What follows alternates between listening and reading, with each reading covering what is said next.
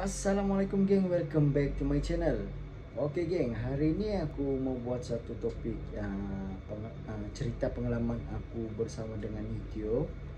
So, sebelum aku mulakan cerita pengalaman aku bersama YouTube, jangan lupa tekan butang like, subscribe, share dengan kawan-kawan yang lain. Ah, aku harap kamu dapat support aku supaya aku dapat terus uh, berkarya lagi di dalam YouTube ni dengan video-video yang aku akan upload. So, geng, apa yang aku mau cerita di sini adalah uh, menjadi pemula YouTubers ataupun memulakan karya dengan YouTube ni memang sangat susah lah bagi aku, sebab aku ada buat first video aku tentang masakan atau gaming lah macam tu, dan sambutan pun masa tu tidak ramai sebab aku cuma mempunyai 20 lebih subscriber dan yang hanya menonton dalam di bawah 10 lah, 10 views saja. So dalam tahun lepas aku ada buat satu video di mana aku upload satu video tentang scam. Di situ memang ada banyak sambutan lah, memang ramai orang mau tahu. Okay, salah satunya share fans, main game aplikasi daripada handphone dan dapat duit. Itu pun aku dah buat, cuma ialah sebab dia kalau benda-benda isu semasa ataupun benda-benda yang viral, dia cuma setakat di situ saja yang video kita dapat bosok. Masa tu memang aku mendapat banyak juga sambutan yang baik dan juga sambutan yang buruk. Sebab ada yang mengatakan aku ni membawa orang untuk menjadi scam, dan ada juga orang ambil positif dong. Dorang support aku dengan mengatakan terima kasih sebab buat video tu. So orang-orang yang seterusnya tidak akan terkena bila dorang macam mau download contoh tu game, yang kita download tu game dan kita dapat duit. So memang masa tu aku terus terang banyak perkara negatif dan positif yang aku dapat. Dan tapi okey, sebab kita masih dapat ada juga follower pun bertambah sedikit demi sedikit. Dan ya, seperti biasa, sekiranya ada follower mesti ada haters juga. So aku abaikan saja benda-benda yang itulah. Yang penting kita teruskan saja apa yang kita minat. So untuk selepas itu aku ada buat satu video vlogging di mana aku ada review tentang skuter elektrik. Di situ pun banyak juga orang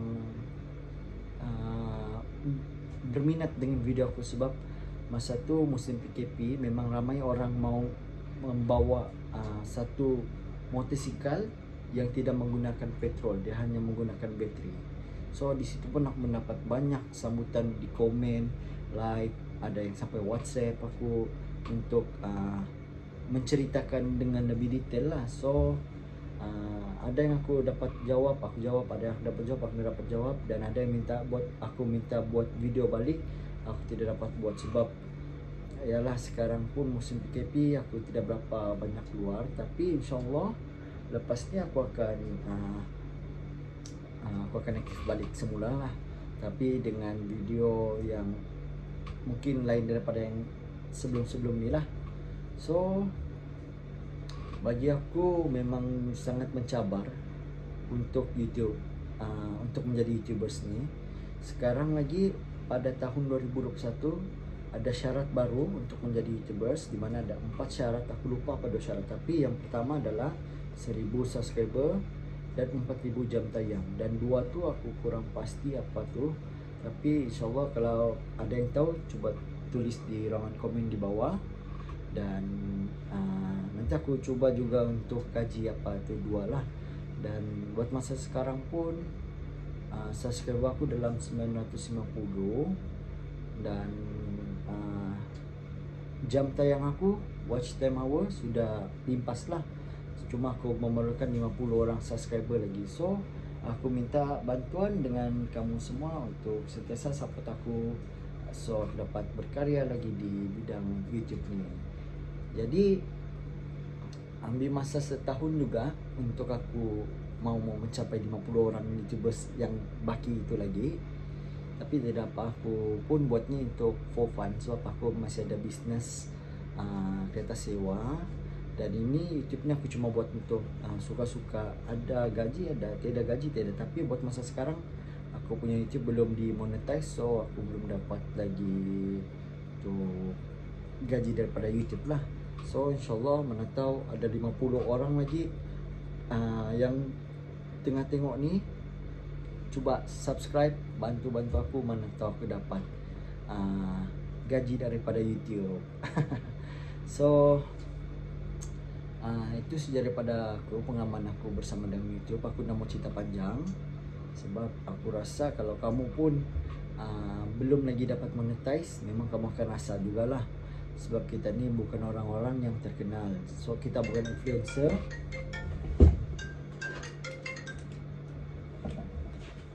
Sorry, ada orang call. Kita bukan influencer, kita bukan insta famous, kita bukan orang-orang yang terkenal, tapi kita cuba untuk mengubah nasib kita, sebab YouTube ni adalah salah satu saham juga untuk kita. Kita punya video setiap kali orang tengok, kita akan dapat duit. So apa syarat dia? Kita mesti monetize. Monetize tu apa? Kita perlu dapat 4,000 jam tayang, 1,000 subscriber, dan ada 2 syarat tu lagi lah. So mungkin lepas ni aku akan update video-video tentang road bicycle, sebab aku sekarang baru berjinak-jinak dengan mountain bike. Aku mungkin next video aku mau buat ride dari Putatan, aku tinggal di Putatan Sabah, Putatan hingga ke airport di mau dekat-dekat bandar Kota Kinabalu lah. So aku cuma menggunakan basikal murah, jadi nanti tajuk dia mungkin basikal murah ride dari Putatan ke airport. So kita mau tengok dapatkah basikal murah ni. Kena bawa jalan yang jauh lah, sebab kira dari Putatan mau ke airport tu sangat jauh jugalah. So aku mau tengok sama ada, kita mau kaji sama ada handphone murah ni, sama ada basikal murah ni dapat untuk ride jauh ataupun setakat kampung-kampung saja. So itu saja daripada aku, geng. Jangan lupa tekan butang like, subscribe, share, bantu aku dan support aku. Thank you, geng.